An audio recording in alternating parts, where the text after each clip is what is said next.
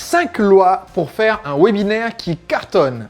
Aujourd'hui, j'aimerais vous donner 5 lois issues d'un livre qui n'existe pas. Je vais vous expliquer dans un instant de quoi il s'agit. Tout d'abord, sachez que dans le développement de mon activité, je me suis vite rendu compte que quand j'avais une interaction en direct avec mes clients, par exemple en face à face dans un séminaire ou au téléphone, eh bien mon pouvoir de vente était largement supérieur à une interaction, on va dire, à distance, comme un email, l'envoi d'un courrier postal ou la simple diffusion d'une vidéo sur Internet.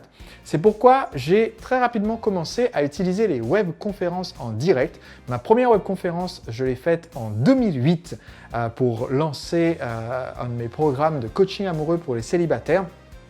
Et si vous n'avez pas vu mon interview avec Jeff Walker où je raconte cette toute première conférence, eh bien, c'était une expérience assez particulière parce qu'il y avait 400 personnes connectées. J'avais un ami qui était là avec moi pour s'occuper, être le modérateur sur le chat.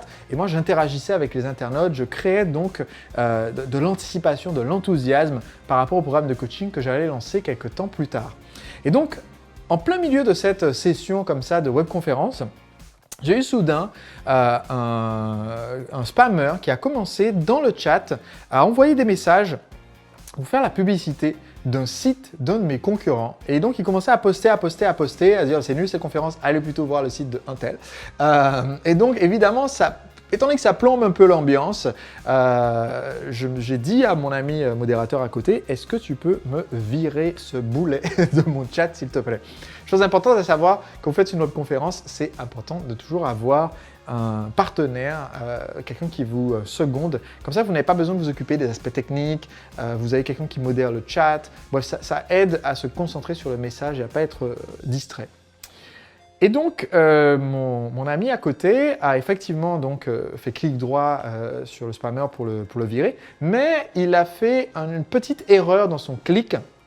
C'est-à-dire qu'il a fait clic droit sur le spammer et au lieu de faire éjecter, enfin bannir de ce chat, il a fait clic droit nommer admin. Ce qui fait que le spammer s'est retrouvé administrateur du chat instantanément. Wouhou! Et donc, moi, je suis en train de continuer ma conférence et je vois que d'un seul coup, nous sommes 3 administrateurs. Il y a moi, il y a mon ami et puis il y a le spammer. Je me dis, mais qu'est-ce que c'est que ce bordel? Et vire-moi ce mec-là tout de suite. Donc, il fait clic droit et il fait bannir cet utilisateur. Et voilà, c'est fait. Sauf que, petit détail, il s'est gouré de lignes en faisant son clic droit, parce que ça défile vite. Et du coup, il a fait clic droit sur moi, bannir cet utilisateur. Donc, je me retrouve éjecté de ma propre webconférence. Et mon écran donc, de webconférence devient d'un seul coup noir et ça fait vous avez été déconnecté. Et je ne peux pas revenir parce que j'ai été éjecté. Et quand on éjecte quelqu'un, quand on le bannit, j'utilisais à l'époque un système qui s'appelait Justin.tv ou Justin Live, quelque chose comme ça. Et quand vous étiez banni, c'est fichu. Votre IP, c'est-à-dire l'adresse Internet de votre réseau, donc de chez vous, est banni pour de bon. Vous ne pouvez pas revenir. Donc, impossible pour moi de me reconnecter. Le spammer est administrateur de la webconférence. Et je dis à mon ami, écoute, il faut très rapidement que tu me débannisses et que tu bannisses le mec en question. Sauf que quelques secondes avant qu'il puisse faire quoi que ce soit, eh bien, étant donné que mon adresse IP est bannie, c'est-à-dire tout mon Internet, tout mon appartement, et que nous sommes connectés sur le même réseau, eh bien, quelques secondes après que moi j'ai été éjecté, eh bien, mon ami est éjecté aussi.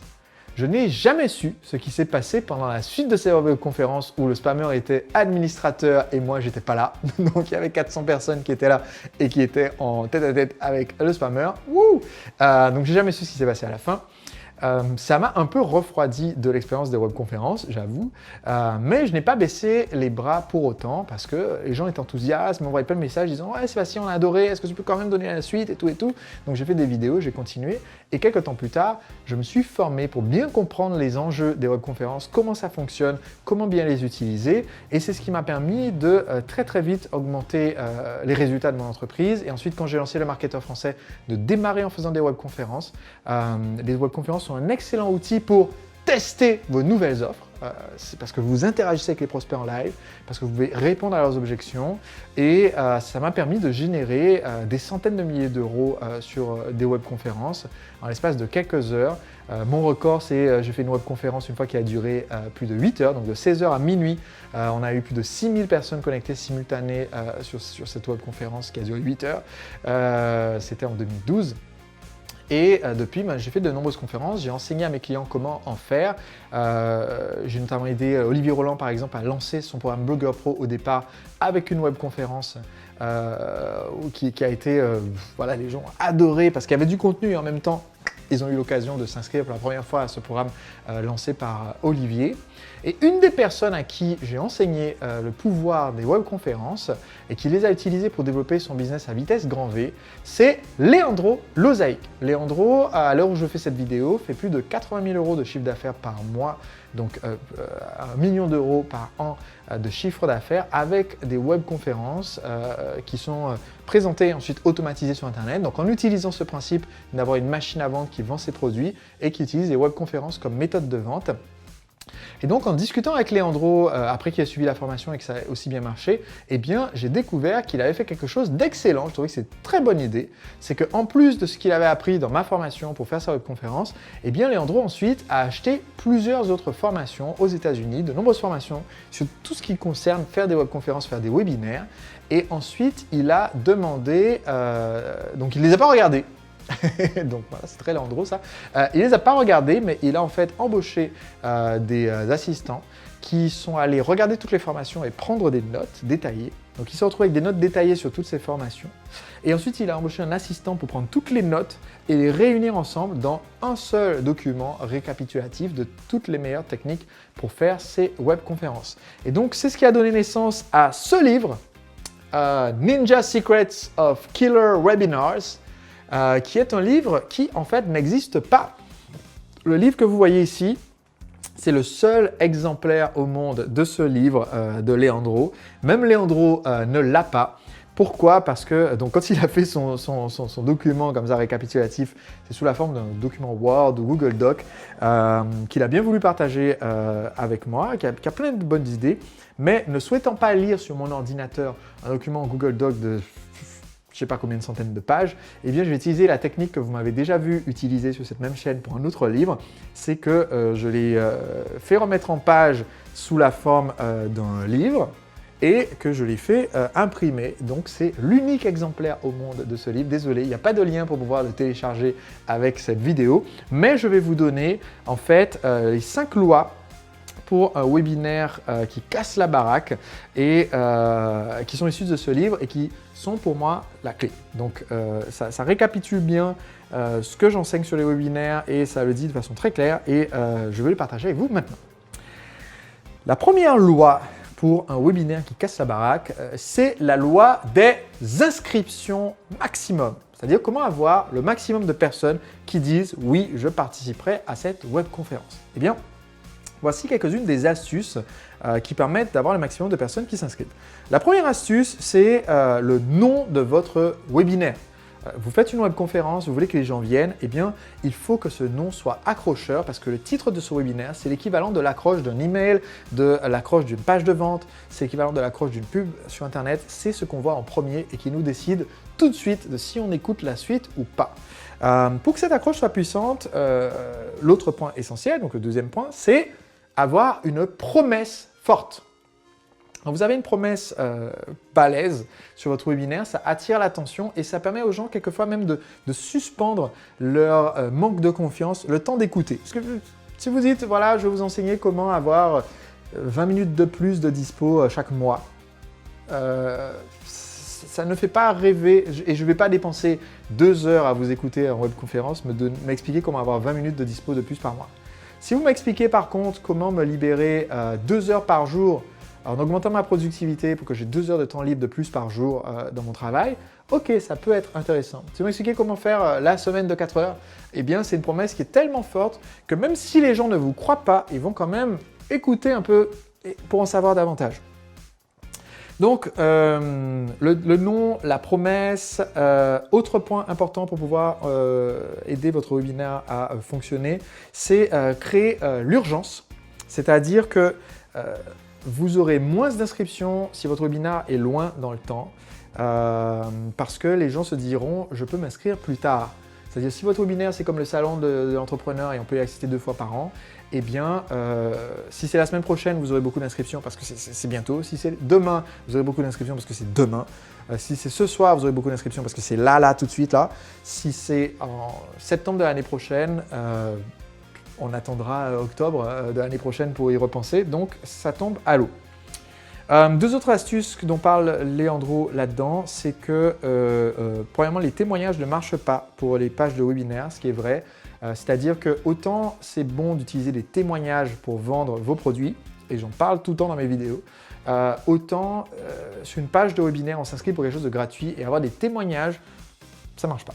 Ne me demandez pas pourquoi, l'univers, la psychologie humaine, le hasard, les gens n'aiment pas voir un témoignage qui parle de la webconférence, c'est comme si c'était un produit payant et ça ne marche pas.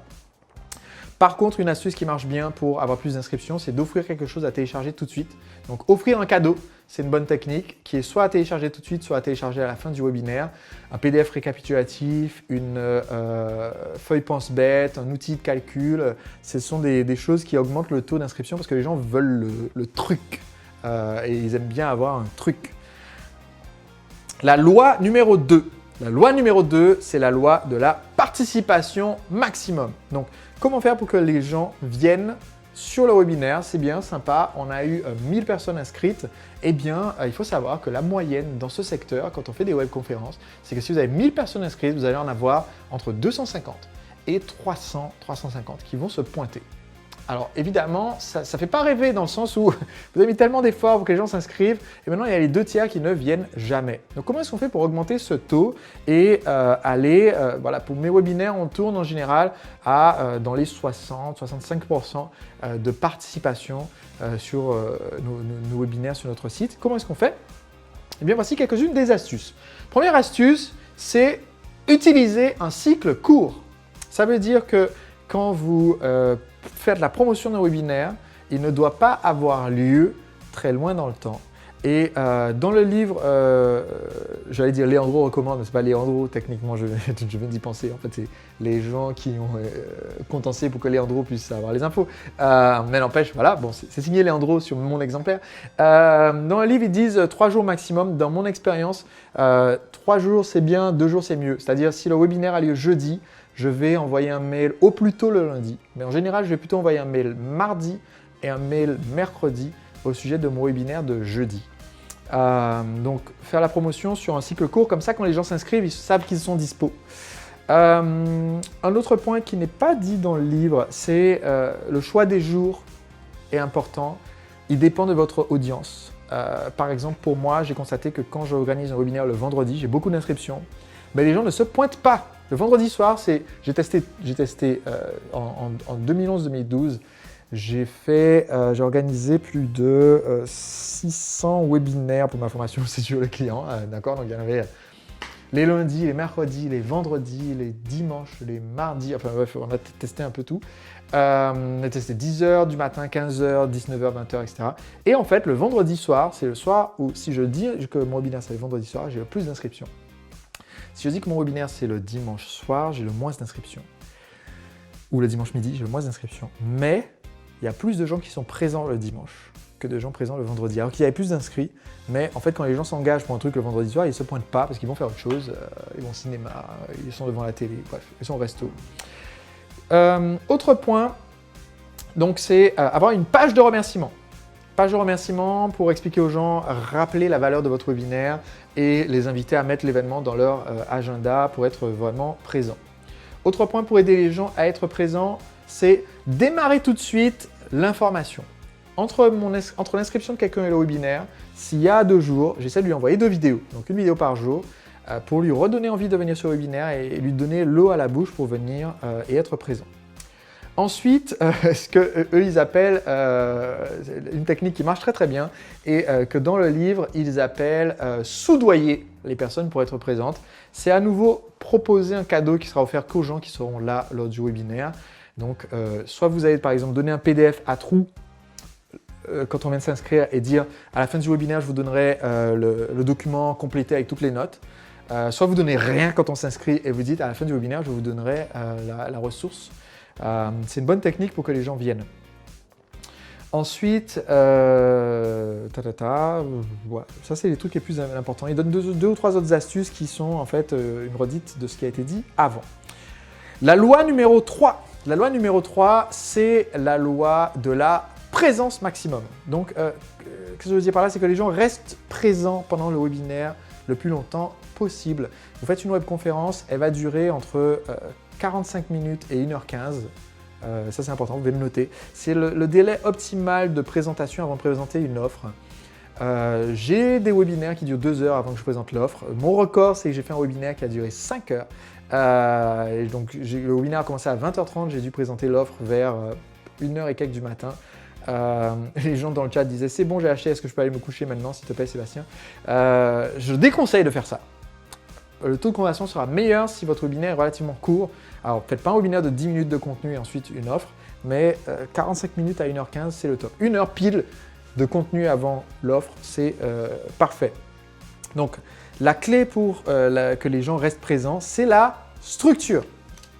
Quand vous avez un webinaire bien structuré, vous êtes sûr que ça tourne bien, ça soit bien rodé. Il y a des formations à ce sujet pour apprendre à faire un webinaire. Je propose une formation qui s'appelle Formule W. Olivier Roland a une formation qui s'appelle Webinar Pro, toujours en français. Sur les webinaires, je dirais que c'est les deux formations clés au sujet des webinaires. Je recommande ma formation, mais Olivier en a aussi une qui apparemment donne des bons résultats pour ses clients. Ensuite, les éléments, donc pendant le webinaire, si vous voulez que les gens restent jusqu'à la fin, d'autres points mentionnés, c'est il faut être très interactif. Donc, échanger avec les gens qui sont dans le chat, ça va donner quelque chose comme « Bonjour, nous allons commencer dans un instant ce webinaire sur les 5 secrets pour pouvoir vendre plus efficacement au téléphone. Bonjour à Paul, à Marie, à Pierre, à Jérôme, à Dominique qui sont dans le chat en ce moment même. Dites-moi tout de suite dans le chat d'où est-ce que vous êtes connectés aujourd'hui. Je sais qu'il y a des personnes d'un peu partout. Je vois que Pierre est de Toulouse, Sabine est de Montpellier, Michel est de la Guadeloupe. Bonjour la Guadeloupe, j'imagine que vous avez dû soit vous lever tôt, soit vous coucher tard. Je ne sais pas quel est le décalage horaire pour participer à ce webinaire. Je vois aussi Abdelkader qui est connecté depuis la Côte d'Ivoire. Bonjour la Côte d'Ivoire. Bref, vous interagissez avec les gens qui sont dans le chat. Régulièrement pendant la présentation, vous posez des questions. Donc vous n'allez pas juste donner un cours magistral, vous allez aussi dire aux gens, dites-moi maintenant dans le chat, est-ce que vous devinez quelle est la réponse à cette question? Et vous donnez la question, vous blablatez, vous répétez la question parce qu'il y a un délai entre vous et le chat. Donc si vous attendez et vous laissez un gros blanc, tout le monde va se barrer. Donc vous posez votre question tôt, vous continuez de parler et d'expliquer la question. Ça laisse 30 secondes pour que les réponses commencent, enfin que votre question arrive chez les gens et que leur réponse arrive sur votre écran. Et comme ça, vous pouvez interagir avec les internautes. Autre point essentiel pour que les gens restent jusqu'à la fin, c'est les histoires. Raconter des histoires, ça fascine les gens si l'histoire a un rapport avec ce que vous vendez. Sinon, il faut les enlever. Autre point super important, c'est votre crédibilité. Donc, montrez que vous savez de quoi vous parlez, montrez que vous avez l'expérience que vous avez vécue vous-même, montrez que vous avez accompagné des personnes, donnez des exemples concrets. Ne pas juste faire un webinaire pipeau qui parle de grands principes. Et ça, il faut le faire partout, hein, même dans vos vidéos. Vous avez vu, j'ai commencé cette vidéo par vous raconter mon expérience. Ça fait plus de 10 ans que je fais des webinaires. J'ai fait des centaines de milliers d'euros sur des webinaires. Mon record, c'est 150 000 € en l'espace de quelques minutes sur un webinaire. Et ça nécessite voilà, de le dire de temps en temps dans votre webinaire. Voilà, j'ai fait ceci, j'ai fait cela. Donner quelques exemples, quoi, sans vous vanter, mais pour montrer votre crédibilité. Enfin, une autre technique qui est essentielle pour que les gens restent jusqu'à la fin, c'est d'utiliser ce qu'on appelle les cliffhangers. C'est quoi un cliffhanger? C'est, je l'enseigne dans mon livre Le secret des entrepreneurs libres, c'est le fait de créer une ouverture dans l'esprit de quelqu'un où il va être obligé d'attendre un peu pour avoir la réponse. On vous dit, dans un instant, je vais vous expliquer la technique qui permet de X, Y, Z, mais en attendant, laissez-moi d'abord, eh bien, maintenant, pendant que vous parlez de votre truc, on sait qu'on est en train... Il y a une petite boîte qui est ouverte là qui dit « Ok, dans un instant, il y a un truc qui arrive, c'est la technique pour faire X, Y, Z. Donc, je peux patienter quelques instants pendant qu'on me raconte ce témoignage pour arriver à ce que je veux. » Alors évidemment, il faut au bout d'un moment donner ce que vous avez promis parce que si vous faites que ouvrir des boucles et jamais les fermer, les gens vont détester leur expérience de participation. La loi numéro 4, c'est celle des offres maximum, c'est-à-dire d'avoir le plus de conversions possible sur votre webinaire. Et pour avoir le maximum de conversions possible, la clé, c'est de faire ce que je n'arrête pas de vous répéter dans mes vidéos, c'est de faire une offre irrésistible. Une offre irrésistible, c'est proposer tellement de valeur par rapport à un petit prix que vous demandez, ou alors vous demandez un gros prix mais vous proposez encore plus de valeur, c'est de proposer tellement de valeur par rapport au prix que vous demandez que les gens se disent il faudrait que je sois débile pour ne pas acheter. Et c'est le seul moyen. Ça ne sert à rien de faire une offre qui ne soit pas une offre irrésistible. Ne faites pas l'offre qui est sur les étagères, l'offre que vous aurez fait comme ça, si vous vous en foutiez de faire la vente. Faites une offre qui montre que vous voulez que cette personne se bouge les fesses et achète. Moi, je me pose la question quand je crée une offre de est-ce que cette offre fait que quelqu'un va se lever, aller chercher son chéquier qui est paumé quelque part dans un placard, prendre le chéquier, trouver un stylo, dire chercher où sont trouvés les stylos, aller chercher dans la trousse des enfants, prendre un stylo, signer le chèque, prendre ce chèque et chercher une enveloppe, aller acheter une enveloppe au bar tabac, revenir chez lui, lécher l'enveloppe, mettre le chèque dans l'enveloppe, fermer l'enveloppe et repartir avec son manteau dans la neige, prendre sa voiture, dégivrer la voiture, prendre le véhicule, le faire monter la montagne, aller jusqu'au bureau de poste le plus proche, se rendre compte que c'est fermé, rentrer chez lui, repartir le lendemain, aller mettre la lettre dans la poste. Est-ce que j'ai une offre qui est tellement bonne que Homer Simpson, qui a envie de rester dans son canapé à regarder la télé, va quand même faire tout ce que je viens de dire pour pouvoir l'acheter? Sinon, c'est qu'il faut revoir l'offre à la hausse. Et enfin, la loi numéro 5, c'est la loi, ce qu'ils appellent dans ce livre, la loi de l'écho. Et qu'est-ce que c'est la loi de l'écho? C'est en fait se rendre compte que la plupart des gens qui s'inscrivent pour une webconférence ne seront pas là le jour J. Je vous ai dit, la moyenne, c'est 3/4 des gens ne seront pas là ou 2/3. Le top du top, c'est vous allez avoir 2/3 des gens qui seront là, donc vous avez 1/3 qui est absent. Et il y a des webinaires vraiment sur des publics très très motivés où vous pouvez avoir 4 personnes sur 5 qui sont présentes, donc 80%. Mais ça fait quand même 20% des gens qui n'étaient pas là. Et il y a aussi ceux qui étaient là sur le webinaire et qui n'ont pas acheté. Donc, c'est très important de toujours avoir une opportunité d'acheter après, même si l'offre n'est pas aussi bonne que sur le live, tant pis pour eux. Mais par exemple, vous faites une deuxième édition après. Je ne suis pas pour les replays, je ne conseille pas de faire une rediffusion, un replay en disant aux gens allez voir la vidéo, j'ai enregistré, vous pouvez voir quand vous voulez. Ça ne marche pas aussi bien.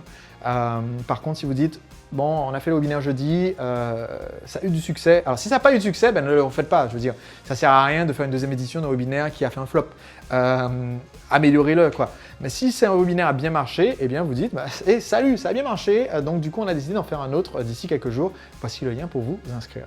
Voilà comment vous pouvez faire un webinaire qui casse la baraque, qui vend du feu de Dieu, qui explose tous les records et qui fait que vos produits partent comme des petits pains.